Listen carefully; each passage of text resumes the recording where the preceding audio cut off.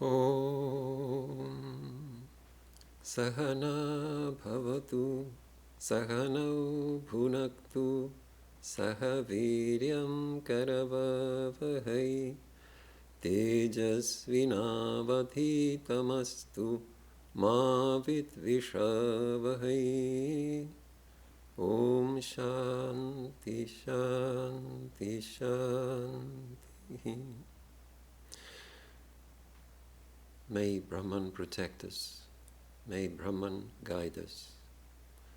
May Brahman give us strength and right understanding. May love and harmony be with us all. Peace, peace, peace be unto all.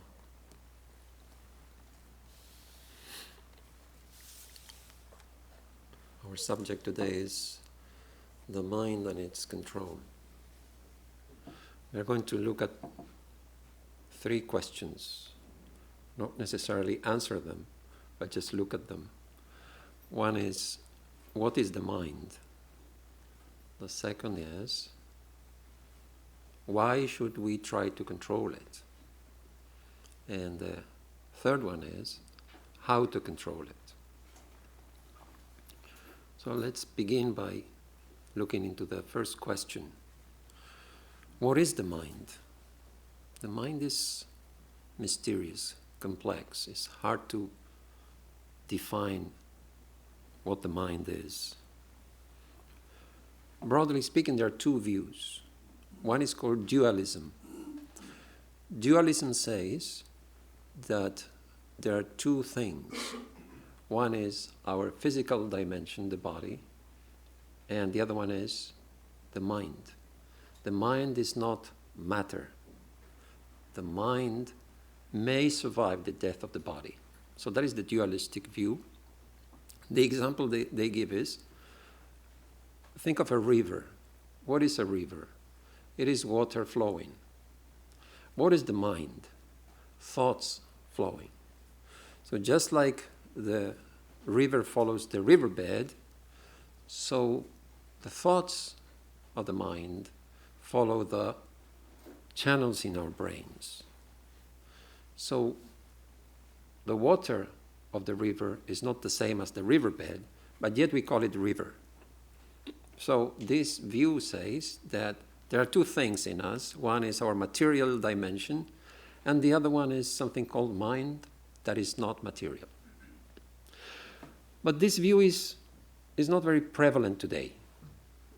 Most people, they don't agree to this view. What is prevalent today is materialism. Materialism says there is no mind. There is only matter. But at the same time, we speak of the mind, a brilliant mind, strong-minded, mental health.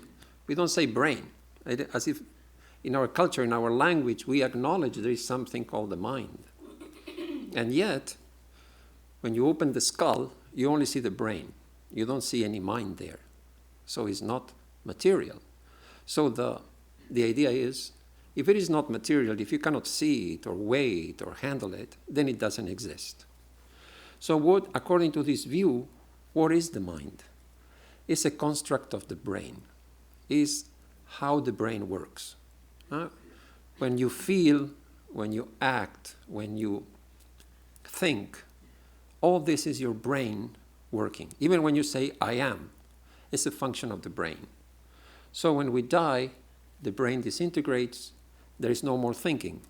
So that proves that there is no mind. It's just the brain working. And to give you an example, say somebody is depressed, and the doctor says, I'll give you a pill, and this will take care of it. So you take the pill, and you're happy. They call them happy pills. What happened there? One little pill has changed your mood and personality. So how does it work? This little pill will change the chemistry in your brain. It will encourage the brain or the body to produce certain chemicals or inhibit other chemicals or certain receptors to work more or to work less, so that the chemistry in the brain and the activity in the brain is changed. When you change that, the nature of the thoughts change, because it is a cocktail of chemicals and combinations in the neurons that generate different kinds of thoughts. When you change the cocktail, the result changes. It's a different drink. So the chemicals that you had were producing something called negative thoughts. Now you have changed it, and the brain is saying positive thoughts. So you have changed the chemistry, and then you change the nature of the thought. When you change the thought, you change the mood. You change your feeling. You were thinking negative thoughts, and you felt sad. Now you think different kind of thoughts, and you feel happy. So now your mood changes. When your mood changes, what happens? Your behavior changes. If I'm no longer depressed, I'll be more sociable. I'll have more energy. I'll have more enthusiasm to do things. Because my mood changed, now my behavior changes. When the behavior changes, the personality changes. We do something again and again, and people will say, instead of saying, oh, he's always down and depressed, they will say, oh, he's happy. What is he on? How do you explain this? He was depressed, now he's happy. So with a little pill, step by step, we can trace how from taking a little pill, you become a different person. So the materialist will say, where is the mind? Why do you need the mind? You change the chemistry in the brain, and everything happens. You don't need the mind for that. It is the brain doing everything. So naturally, when the body dies, the thinking of the brain dies, and there is no mind left behind. Now, what is the view of Vedanta? Vedanta has an interesting theory, you can call it. Vedanta says there is something called the mind that is different from the brain, but it is material, which is surprising. How can the mind be different from the brain and be material? Well, it is not matter as we know it. It is subtle matter. So Vedanta says that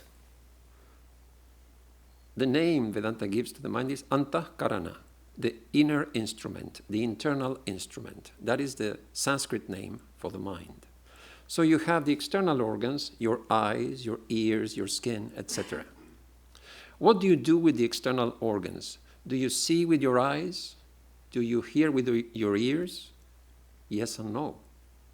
What you do is you gather information. It's like a radio with an antenna. The antenna is to catch the signal, but then the radio will turn that signal into sound and will reproduce it through the speaker. So in the same way, our eyes, our ears, our skin, etc., they are information receptors. They just gather information that goes to the brain. And it is this inner organ, according to Vedanta, this mind, this inner instrument, that really makes us see, make us hear, make us taste. You don't see through the eyes, you see through the mind. You don't touch even with the skin. You only convey information. And you perceive the whole world through your mind. That is the idea of Vedanta. And this, of course, agrees with modern science, surprisingly. So Vedanta says that really the mind deals with information, very much like a computer. We are gathering information all the time. We are storing that information that we gather. We compare it, and then we decide what to do. And Vedanta has a name for each one of these activities. For instance, one aspect of the mind is called manas. Manas deliberates. What is this? Is it good or is it bad? You are in the forest, you are trying to find something to eat, and you find a tree full of fruit. Then you ask yourself, can I eat it or not? That is manas. You are deliberating. Can I trust this person or not? We are always trying to find out what is happening around us.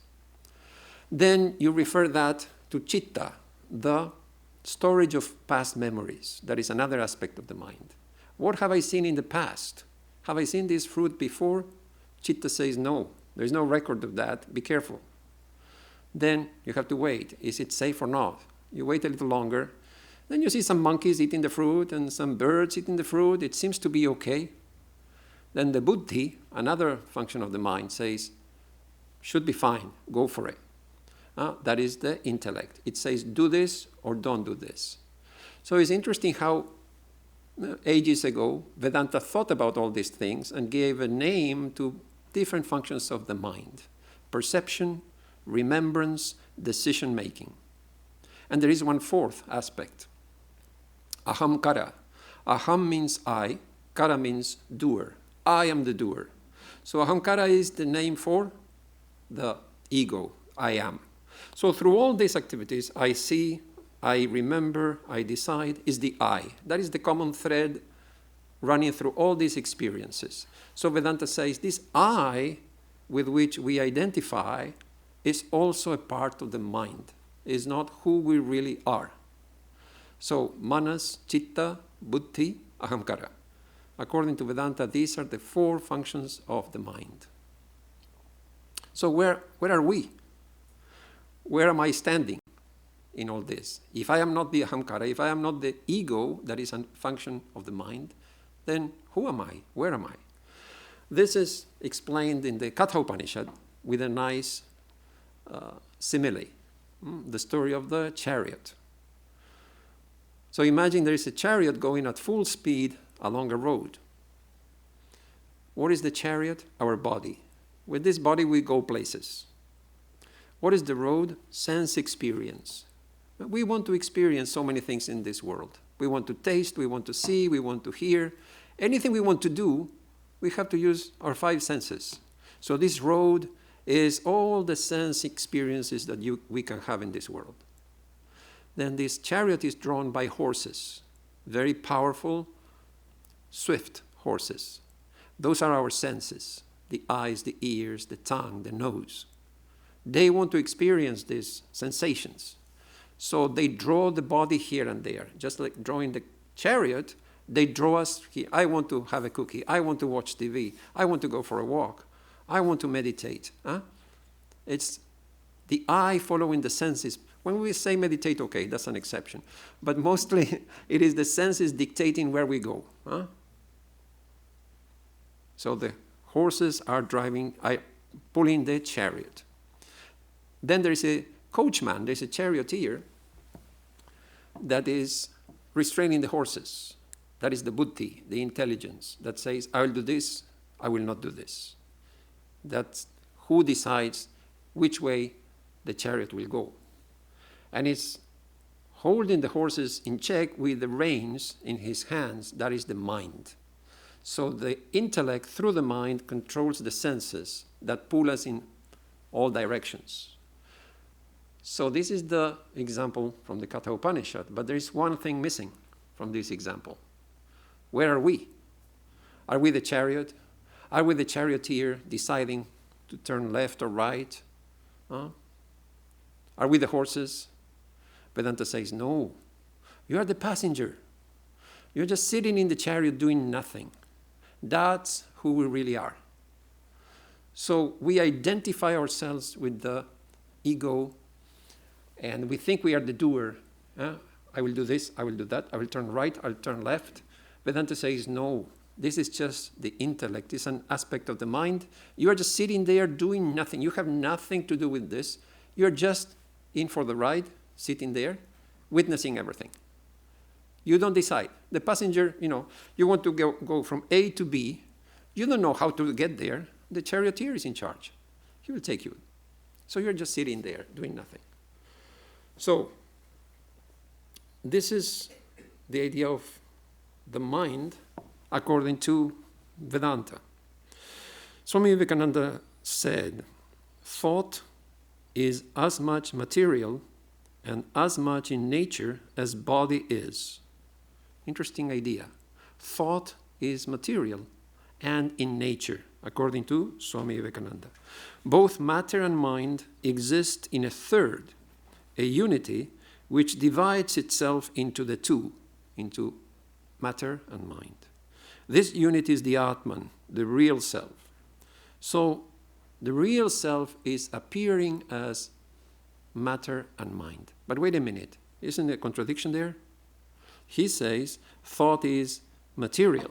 And then he says both matter and mind, as if they're different. So how do you reconcile these contradiction? It is because Vedanta says the mind is subtle matter. It is not the dense matter we are familiar with. So then, how do we understand subtle matter? It's just a word. Vedanta explains this by saying everything we find in this world has evolved from Prakriti and Purusha. This is the Sankhya view that Vedanta shares. What is Purusha? Purusha is the conscious principle. It's nothing but consciousness, nothing else. What is Prakriti? Nature, matter, energy. So Vedanta says the mind is subtle matter. Why? Because it has evolved from Prakriti. And as such, it has an end, is not eternal. It is part of the phenomenal world. It is a phenomenon. It comes to an end. When we become illumined. The mind ceases to exist. When we attain God. Now you may say, where does it go, the mind? What happens to the mind? The Buddhists have a nice idea to understand this. Nirvana is like the putting out the flame. There's a candle, you put out the flame. Where did the flame go? It doesn't go anywhere. It was there, you put it out. So Nirvana is like that. Samadhi is like that. You are dreaming. Huh? You wake up. Where did the dream go? It doesn't go anywhere. It just ceases to be. So this is the example given. The mind comes to an end. How? We cannot understand really, but it just ceases to be when we become illumined. That is one characteristic of Prakriti or matter. That is changing and has an end like all material things. So from that point of view, the mind is material. It has an end. The second thing is non-conscious. Because it has evolved from Prakriti or nature, the mind is not self-conscious. Now you may say, I'm conscious. I am aware, I exist. How come my mind is not conscious if I am conscious? Vedanta says, yes, there is some consciousness, but it's not the mind's consciousness. It is borrowed from the Atman, the self. So the example given is, you have the sun in the sky, bright star. You cannot look at the sun directly. It will hurt your eyes. Now take a mirror that reflects the sun. Now you cannot look at the mirror either. It's just as bright. But what a difference. One is the star, which we cannot even imagine how powerful the dimensions of the sun are beyond our comprehension. And here is an insignificant reflection, which is nothing compared to the real sun. And yet, when you look at them, they're equally bright. You cannot look at the reflection. It's just as bright as the real sun. So Vedanta says the mind is just reflecting that consciousness. It's not the real sun, but it looks very bright, just like the real sun. So that is how the mind exists. It appears like it's something immaterial and something conscious, but Vedanta says no, it is material because it's a part of the phenomenal universe and is not self-conscious. This is the idea of Vedanta. Another thing Vedanta says is, when we die, the body falls off. The mind does not die. Now the brain is disintegrated, but the mind continues to exist. So you could think of the body as the hardware and the mind as the software. And you can run the software on the computer. If the computer breaks, you go to another computer. But there is a problem. Sometimes it crashes and the software, you have no access to it. The whole thing is corrupted. So one better example would be, the mind is like the cloud. Nowadays, everything is uploaded in the cloud. So this cloud is constantly being updated. If you die, it's up to date. You're ready to go to the new computer. From the cloud, you download to the new computer. So it makes sense. Imagine there is a baby that's about to be born, and this cloud comes down and is downloaded into the baby, ready to run the new program. Where does it come from? It doesn't start with the baby. That's the thing. That program is not starting with the baby. That program was run many times and is being perfected over time. You discover new viruses and you perfect the program and make it better and better. So with the baby, it's just the new computer. And you have this sophisticated program that you have downloaded into the new computer, but there are so many features in that program, you cannot just go through them all at once. So you have to take time, day after day. Okay, this is email, this is internet, this is whatever. One by one, all the functions of the program. So as we grow up, we can expand all our potential. And we don't know what we have. We turn out to be an artist or a mathematician or a scientist. It was all there in the program. We start running the program and you find, oh, okay, we have this, let's use this and that. So this is a good example. This is very similar to what Vedanta says, that when we die, this mind survives because it is subtle matter, it's not gross matter. So these are some ideas about what the mind is.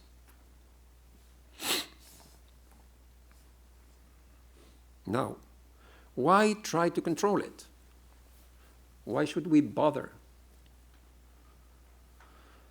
I think before you answer that question, you could pose another question.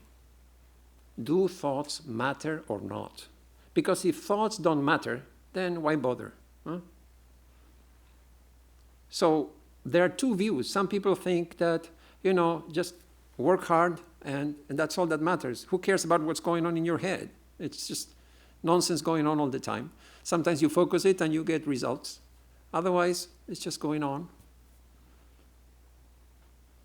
But do thoughts matter or not? Vedanta says, yes, they do. But many people think no. You don't have to worry about controlling the mind. You don't need to control your mind to have a happy, normal life. What's the need to bother about that? So let's give you an example. Suppose I say to you, I love you. What have I done? I have produced some sound. You can measure that sound, the volume, the pitch. It's a phenomenon. It's a physical activity. I have released some energy through vibrations by saying, I love you. Now suppose I say, I hate you. I have done the same thing. You can measure it. Now, if you are listening, your reaction will not be the same. When you hear I love you, it will produce some reaction. Whether you like it or not, these are things beyond our control.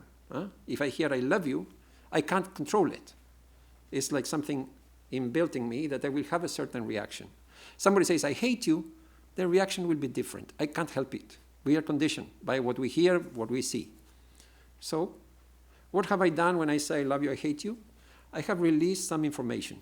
Apart from the physical phenomenon of making sound, I have also released information. Now, suppose you're sitting there and you don't know English. You hear some sound only. For you, there is no reaction. I love you or hate you, it's the same. Now, suppose instead of saying that, I only think I love you, or I think I hate you, but I haven't made any sound. The question is, does that make a difference or not? So many people say, no, it doesn't make any difference. It is all in your head. It's called epiphenomenon. Epiphenomenon means that it has no consequences. It is not a cause of something else. When you say something, you're causing a reaction. When you think something, there is no reaction. So the materialist will say it's an epiphenomenon and there is no consequences. You can think whatever you want. I hate you, I love you, it doesn't make any difference. But actually, even in science nowadays, they can measure your thoughts.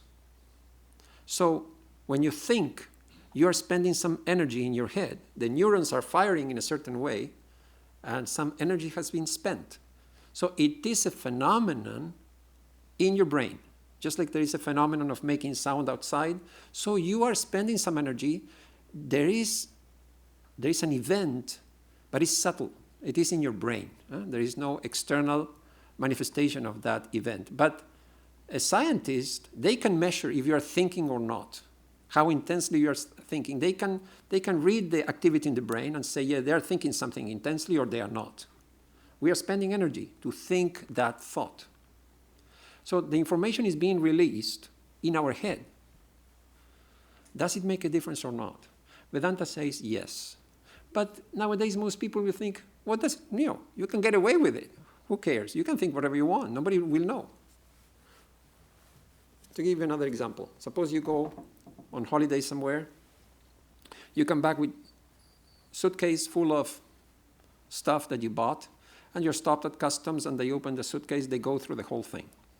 They can do that easily. Now suppose during that trip you had something very important happened to you that changed your life completely. Everything is different. That memory is in your head. You're coming back from that trip with that memory. Nobody can see that. Nobody can measure that. Would you say that it's not there? Would you say that it doesn't make any difference? It makes a lot of difference. It's just that you cannot measure it. You cannot convey it to others. But for you, it has changed your life. One last example. 2 soldiers go to war. One of them loses a leg. They come back home, and the guy who lost a leg, everybody is sympathetic. You are such a hero. You sacrifice yourself. Here is your pension. Here is all the assistance you can get. Of course, we should do that. The other guy came back fine, There's not so much fuss. Okay, you did your job. Well done. You were lucky. You came back in one piece. But then he cannot sleep at night. He has mood swings. He cannot hold a job. He starts drinking. His whole life is a mess. What happened to him? He has a mental injury, obviously. But, only recently we have come to know about PTSD. Previously, they wouldn't understand what's wrong with the guy. So, the point is, thoughts matter. Thoughts matter a lot. Because of that, we should try to control our minds.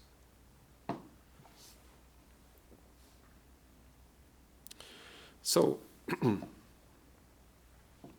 we want to be good, all of us. We are in the spiritual path.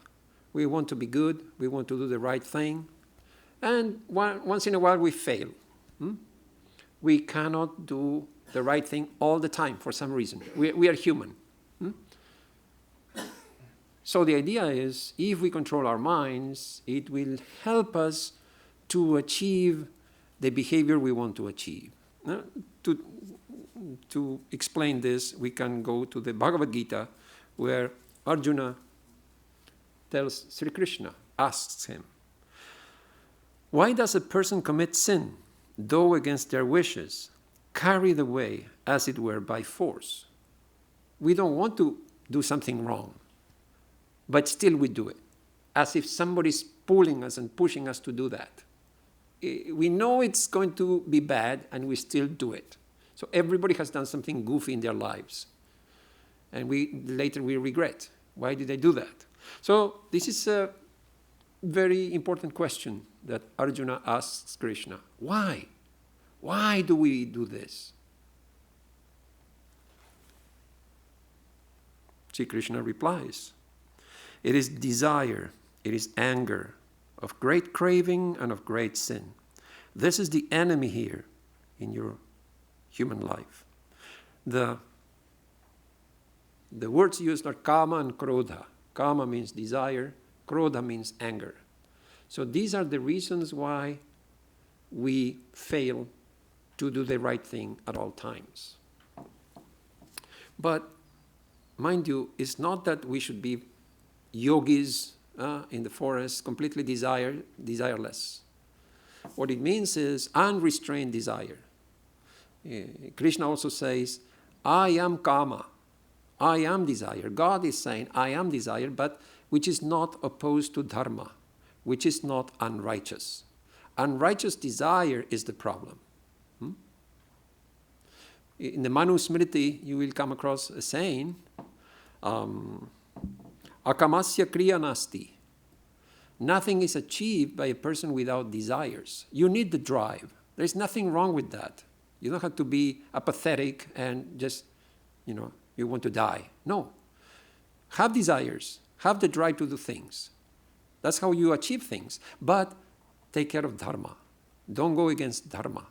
You have to know how to restrain your desires. Then it's okay. So the problem is this unrestrained desire and anger. But even anger, you cannot just be wishy-washy like, oh, whatever you say. Sometimes you have to show anger. To function in this world, you cannot be goody-goody all the time. You have to assert yourself. Sri Ramakrishna said, you have to hiss. When somebody comes to threaten you or do something unfair to you, hiss. Make a show of anger. You have to protect yourself. So in the same way, anger also has a place. But be careful of unrestrained anger. So,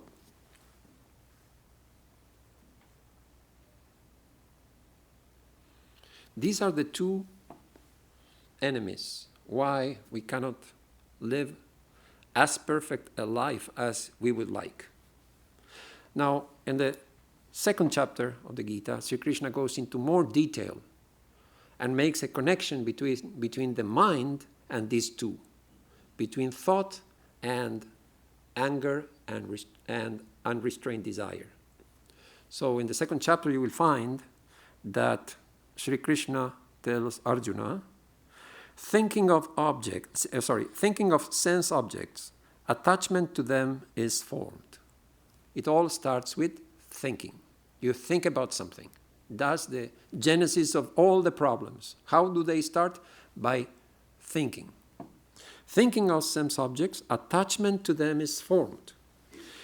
From attachment rises the desire to possess. So thinking, attachment, desire. That is the sequence. From desire, anger. From anger, delusion. From delusion comes loss of memory. From loss of memory comes the ruin of discernment. From the failure to discern, the person perishes. So let's look at this. It seems to be cryptic, how to make sense of this. Sri Krishna said, we make mistakes because of this, kama and krodha, desire and anger. Now he's going into more details. It all starts with thinking. Thinking, attachment, desire. Now, for instance, one example would be advertising. You see the ads at the Super Bowl, for instance. They make you believe that, oh, these ads are so wonderful. You have to watch them all and see which one is your favorite. Genius. Whoever came up with that idea is a genius. So it's fun. You have to see the ads. Actually, you are there to see the game, but this is a sideshow. You see the ads. And in the ad, you will see somebody drinks a beer, beautiful person, and they are blissful. They don't need even to write, buy this beer. There's no need. All you have to do is see this wonderful person ecstatic drinking that beer. That's all. That will do the trick. They don't need to say, you have to buy this, or this is the best in the world. No, that image is all you need. So you see it once, okay. You see it twice, you see it 10 times, and one day the thought will occur to you, maybe I should try that beer. That image is stuck in your mind. And then one day you say, I want that beer. From maybe I should, it becomes, I want to try it. I will try it today. So desire has come. How? From thought. But the thought, even we are not aware of it. We just see the ad, and it's so nice. You know, I don't drink beer, who cares? Then eventually you think, maybe I should try. And then you think, I will try. It's very subtle, and the advertisers know this. They know how it works. We think it is making no impact on us, but they know. They are doing their job. They know how to manipulate us. We think we are in control, but our subconscious is taking everything and saying yes, yes, yes, yes to everything. So, thinking, attachment, desire. Then comes anger. If you cannot have that beer, you start thinking, why? I really want to, I saw that ad so many times. I want to be as happy. But you cannot have that beer for whatever reason, then you're frustrated and angry. One example is, you may have seen some videos of Black Friday shopping. There are some videos on the internet. You will see people fighting over the last TV set. They're rolling on the floor, trying to, who will get the last TV set, or whatever it is. They're mad. Why? This other person is standing in the way of my TV set. So my desire is there, but it's being thwarted by this very bad person who wants my TV set. I saw it first. So you can see very clearly how desire leads to anger. It's just that when you cannot have it, then you're angry. And it can be about objects, it can be about anything. I told you to do this, you didn't. I'm angry now. So it's the desire that you should do that, and you didn't, so I'm angry. Anything. It can apply to situations or abstract things also. So from anger comes delusion. We cannot think clearly. From delusion comes loss of memory. We forget ourselves, where we are, what we are doing. From the loss of memory comes destruction of discernment. Discernment to this is right, this is wrong. So my understanding is clouded. I forget where I am, what am I doing, who I am, and then I lose track of what's right and what's wrong. And from that comes, the life is ruined. Those brawls, when the Black Friday shopping, sometimes people get shot. That's the extreme. It goes from anger to ruin. The whole life is ruined. One example from pop culture, you may have seen the Oscars a few years ago, how one actor slapped the presenter. Now just think of that. What a state of mind you have to be to do that. It's a good example. You are there, and it's a big deal. Okay, you work years and years and years to be there. Your whole career is there. The whole world is watching. Okay, now somebody said something you don't like. Of course, whether it is fair or not is a different question. Somebody said something you don't like. There are so many ways to react. You can be sarcastic. You can get up and say that's wrong. You know, you're making a statement on live TV. The whole world is listening. That's wrong. He could have said that. No. He forgets where he is. He forgets who he is. And he goes and gives a slap, and his whole life is ruined. I mean, his career will never be the same. This is a good example how delusion, loss of memory, and then the destruction of discernment, and the person perishes. You know, we ruin our lives. So where did it all start? Thinking. Thinking, attachment, desire, anger, and all the rest. So this is why it's important to control our thoughts, control our mind. Now, you could say, okay, I agree to this reasoning, but what happens when it is not originating in my thinking? Suppose you're stopped at the traffic light, you're just waiting for the green light, somebody hits you from behind. Now, has nothing to do with your thinking, right? You're just quietly there and somebody has hit you. So how does that theory apply in this case? Again, you can trace it to thinking. How? Well, I'm sitting there quietly in my room, in my car, and somebody hits me from behind. How I react to that will be determined by my thinking. because my thinking will condition my disposition. So according to my disposition, which depends on my thinking, will be my reaction. So I was hit, and I get my gun, get out and shoot them. That's one possibility. Some crazy people do that. Well, it shows that there was a lot of disturbance waiting to be triggered. But, you know, I can, like a normal person, we can go out in the car and discuss what happened and, you know, exchange phone numbers, etc. So even when we are reacting to things that we are not thinking, actively thinking about something and getting attached, still, we are attached. Our predisposition says, nobody should hit my car. I am predisposed to that. And if somebody does, well, I'll make them pay. So that is conditioned by our thoughts.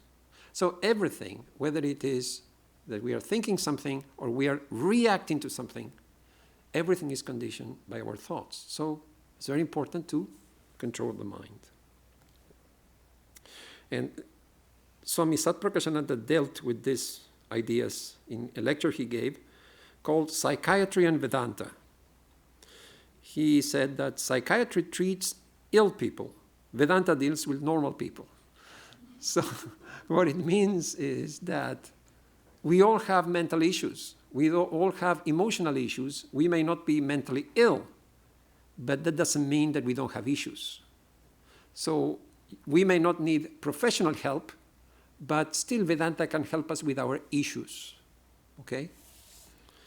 So Swami says, Vedanta can help deal with fear, anxiety, grief, frustration, internal conflict, sense of guilt, suppressed desire, and so forth. That's a long list of psychological maladies. How can Vedanta help?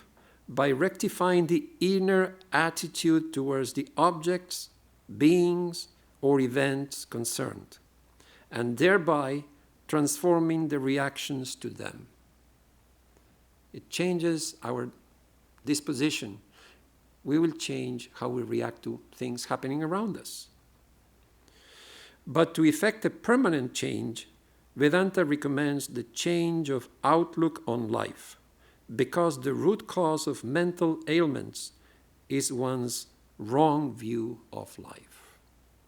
And he explains what he means by wrong view of life. He says, as long as one looks upon the pleasures and possessions as the primary objectives of life, one cannot be free from emotional involvement.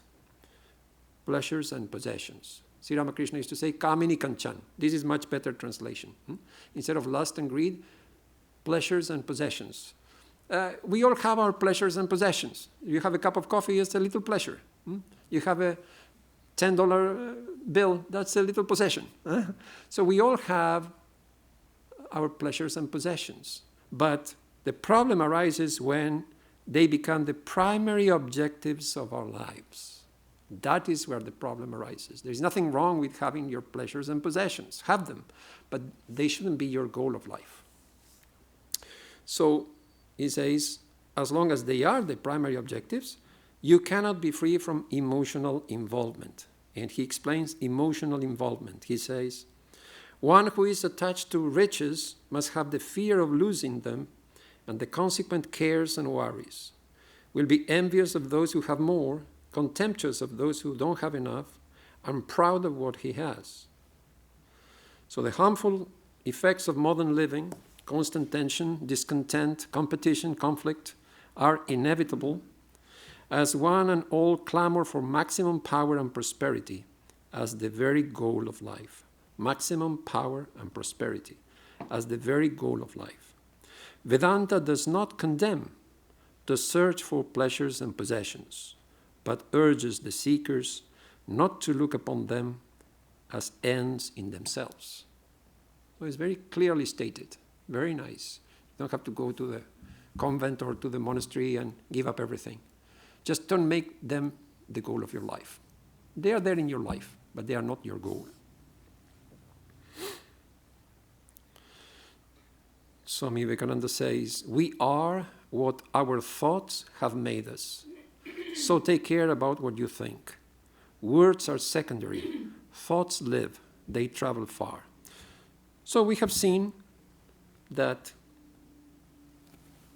why it is important to try to control our minds, because it will have a huge impact on our lives. Now, to deal with the third question, how to control it? That's a big question. We all, the most common complaint in Vedanta is the mind is restless and I cannot control it. Everybody has the same experience. I have yet to find somebody who says, oh, my meditation is very good, I never have any problem. Haven't come across.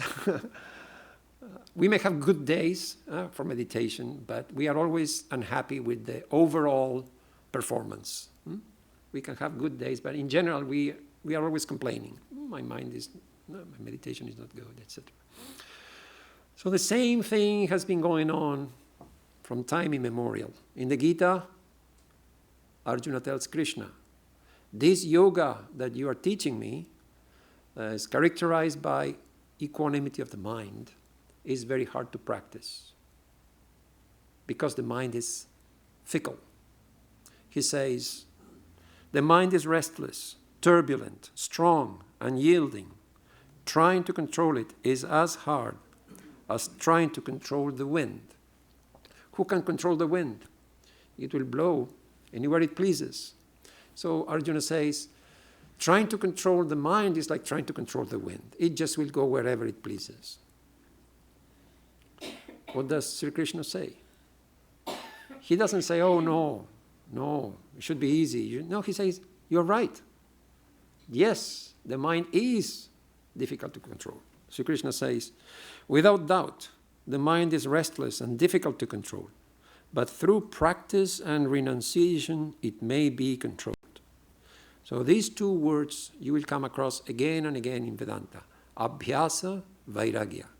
Practice and renunciation. In the Patanjali Yoga Sutras, the same word is used. Abhyasa Vairagya Bhyan Tannirodha. The control of the fluctuations of the mind is through these two, practice and renunciation. In the Gospel of Sri Ramakrishna, you find the same words. Somebody asked him, how to realize God in this life? He said, you need intense renunciation. He uses this word, Vairagya. Then the same person asks, how are we to fix our mind on God? He says, constant practice. Abhyasa. That is how you fix your mind on God.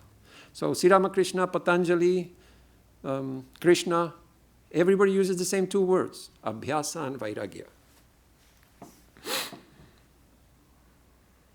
So renunciation sounds scary.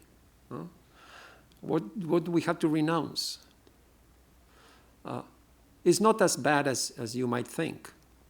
In the yoga aphorisms of Patanjali, you come across two words, pravritti and nivritti. That is, pravritti means outgoing tendencies. I will do this, I will do that, I will socialize, I have this project. We are always planning ahead what we will do. And this goes on all the time. Nivritti means turning away from all that and meditating, doing self-introspection. So renunciation is just adding some nivritti to our lives. It's all pravritti, it's all outgoing, out. And we are empty inside. We just don't know. Is there anybody inside there who is thinking these thoughts? What's going on? You need a little nivritti, you need a little quietness. You need to withdraw yourself in order to know what's going on inside. So Vedanta says, when you look inside, you will find a lot of activity in your mind. There are subconscious impressions, there are conscious thoughts. So Patanjali says these impressions are in three states. One is dormant.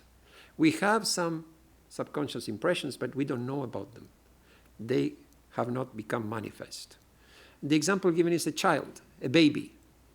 All babies are innocent, but all grown-ups are not innocent, okay? So what has happened in between the baby and the grown-up? Whatever was dormant has become manifest. Why all babies are innocent? Because whatever bad impressions are there or negative impressions, they cannot manifest.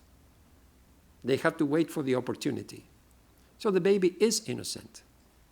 But the impressions are there already. So one baby will become a saint, another one will become a criminal. They may look the same when they're babies. The difference is made by these dormant impressions in the two babies. Then you have overpowered impressions.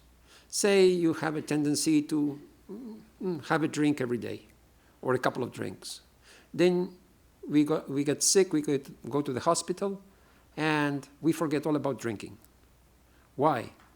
Because we are sick, these impressions are overpowered by the circumstances. For the time being, we forget all about drinking or smoking, whatever is our daily habit. Then, when we recover, go back home and start again. What happened in between? It was overpowered by the circumstances. So that's another state of the mental impressions. And the third one is attenuated. That means you have a certain impression, say for instance anger, and you deliberately try to weaken it with thoughts of love. So this is the renunciation. This is the spiritual practice. We have all these worldly impressions. We want to counteract them with spiritual impressions. That is how you weaken them. It's not by saying, I will not sin, I will not sin, I will not sin. That doesn't work. Huh? I will not steal, I will not drink, I will not... the list goes on, you never end. All the things you shouldn't do. Instead of that, you say, I love God, I'll be good.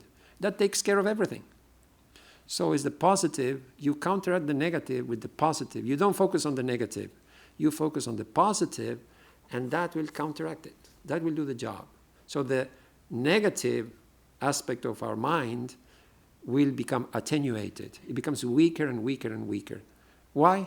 You just ignore it and cultivate whatever is the opposite thing. So if you're angry, think of love, etc.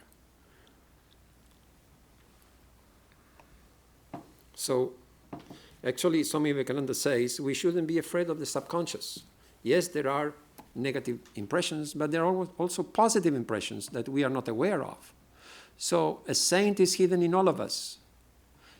We all have to just water the seeds of sainthood. They are already there in us. So it's not that the subconscious is negative. The subconscious is a mix of plus and minus. So we have to try to encourage the positive impressions and just ignore the negative impressions. So this is, renunciation is becoming a little more contemplative, more nivritti, not so much outgoing tendencies, and changing our thought patterns, trying to cultivate positive thoughts. Now, regarding abhyasa or practice,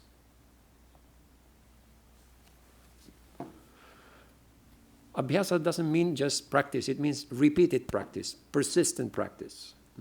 And normally we don't see immediate results. That's why it is discouraging. Imagine there is a rock and you have a drop of water falling at intervals over the rock. And you say, well, that's nothing to the rock, right? But if you wait hundreds of years, you will see two rocks. And in between, there is nothing, because that little drop has cut it into two. So the practice may seem to make no difference, just like the drop of water seems to do nothing to the rock. But if you wait long enough, it's very powerful. So every time we think of God, it's like that little drop falling on the rock. Eventually, it will destroy the rock completely. Once in DC, I went to a museum that they have a rock from the moon. And people can touch it. And I noticed it has like half an inch. Why? Because everybody's touching it. So it becomes worn out. And you would think, what will that do to a rock? You're just putting your fingers over it. But one person, 100 people, 1,000 people, eventually it became like that. So that's the power of constant practice. It may seem it makes no difference, but it does over time. Sri Ramakrishna once went to the circus, and he saw an act of a woman standing on a horse that was galloping at full speed. And there were rings at intervals, and when the horse went under the rings, this lady jumped through the rings and landed on the horse on the other side on one foot. So that is very difficult to achieve. So Sri Ramakrishna saw this and told his disciples, look, how hard she must have practiced to achieve this. Standing on one foot on the horse at full speed and then jumping through the rings and falling on the horse, and that again and again. He says the least carelessness, she'll be killed. How hard she must have practiced. Then Sri Ramakrishna says, in the same way, spiritual practice is extremely necessary. Otherwise, one cannot rightly live in the world. We need to do something. So, there are many things we can do, but since we are talking about the mind, meditation is the main technique we use to control the mind. But unfortunately, we have run out of time. So let's see what we can do. I think that the difficulty with meditation is that when we are focusing our minds on the external world, it's easier. We are dealing with people, we are dealing with objects, we are dealing with situations. Even when you are reading a book, you are dealing with the subject matter of the book. But if somebody tells us you have to sit, close your eyes, be motionless, and meditate, it's hard because it's the mind observing the mind. There is no point of reference. With the book, you're just following the train of thoughts, the ideas presented by the book. But here is like chaotic. There's no rhyme or reason. The mind will present all kinds of things. Especially in the beginning of our practice, when we start, it's like, what's going on? I mean, it seems to be, am I crazy or what? I was not aware of all the things happening in my head. So you have memories from childhood, maybe some commercial you saw on TV. You forgot all about it. Now, after so many years, that stupid, meaningless memory comes back. What's the point? Well, the mind doesn't know. The mind is just bringing it to you. You do whatever you want. It's like when your dog catches a mouse and brings it to you. And what does it mean? Well, the dog is to the dog it means something. What will you do with the mouse? Well, the mind is bringing that to you. Do whatever you like. Here is your memory from your childhood. Sometimes it will be the mind gets creative when we meditate. We were thinking about the problem. We couldn't find a solution. You sit for meditation, boom, the solution is there. Or a new way to do things. Oh, I have been doing this in this way for years. And then I sit to meditate and, oh, I could have done this. And only now it occurs to me. We feel we are dumb. I should have done this long ago. So the meditation has a quality of clearing our thinking, decluttering our thinking. And things become more transparent. What I should do, what I shouldn't do. But don't forget, these are distractions. We are not meditating to attain this or to do this or to think more clearly. It just happens. There is distraction and nonsense going on, and there is clarity also. But it's not our objective. You get clarity, you think about things, but really we are supposed to do something else.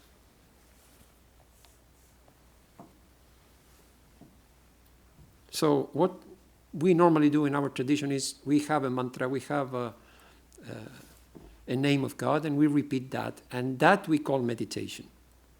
But really it's not the same as the meditation of Patanjali, but this is our method. You sit quietly, focus your mind, and repeat that mantra, and think of that deity. So even when you have the solution to your problems, you try to ignore it. No, I'm not here for that. I'm here to control my mind and focus it on God. Now you may ask, why focus it on God?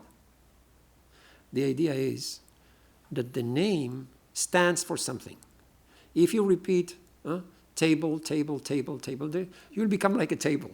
You acquire the properties of who you think about. So if you think of God, whatever is the nature of God, we will share in that. We will share in that nature. Somehow we'll make a connection, and it will influence us. So think of God to become God-like. That's the idea. You think of Jesus to become like Jesus. That's the easiest way. So, the final thought, what if we fail to achieve it? We don't achieve control of the mind in this life. Well, Sri Krishna asked, Arjuna asked this question to Sri Krishna in the Gita. Doesn't this person perish like a rent cloud? And Sri Krishna says, no. The doer of good never comes to grief. The person who fails to attain God in this life, they will continue in future lives, coming closer and closer to the goal, until finally we become one with God. So Vedanta says, we try our best, but then we surrender. Success and failure is not in our hands. We try our best. But eventually we are bound to succeed. That's why we don't worry too much. Whether in this life or in previous life, we are bound to succeed because that's our real nature. This is a temporary phase, this state we are in. So we saw a little bit about what the mind is. We saw that it's subtle matter because it comes to an end and is not conscious. Then we saw why we should try to control it, because thoughts matter. They make a huge difference on our lives. And third, how to control it? Well, it all starts with desire and anger that begin with thought. So to have control over unrestrained desire and anger, we have to catch hold of our thoughts. Until that happens, desire and anger will continue to be a problem for us.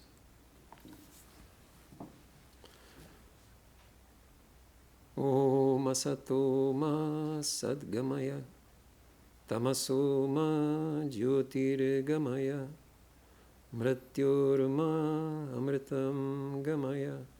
Om shanti shanti shanti. Lead us from the unreal to the real. Lead us from darkness to light. Lead us from death to immortality. Peace, peace, peace be unto all.